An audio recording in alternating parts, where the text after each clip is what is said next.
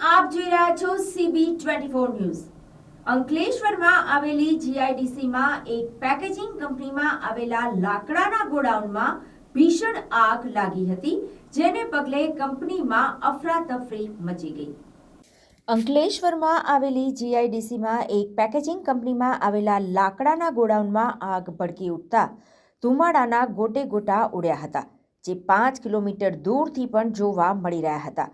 આગ પર કાબૂ મેળવવા માટે ફાયર બ્રિગેડનો કાફલો પણ ઘટના સ્થળે ધસી આવ્યો હતો।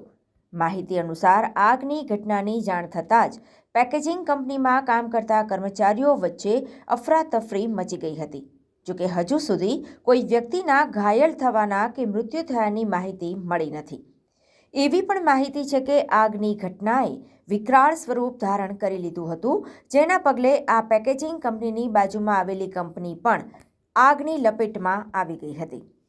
આગને જોઈને આસપાસમાં રહેલી અન્ય કંપનીઓએ પણ પોતાનો માલ સામાન અન્ય જગ્યાએ ખસેડવાની શરૂઆત કરી હતી, કેમ કે આગ વધુ વકરે તો અન્ય કંપની પણ આગની ઝપેટમાં આવી શકે છે અને મોટું નુકસાન થઈ શકે છે। માટે આસપાસમાં રહેલી કંપનીઓ પણ સાવચેત થઈ ગઈ।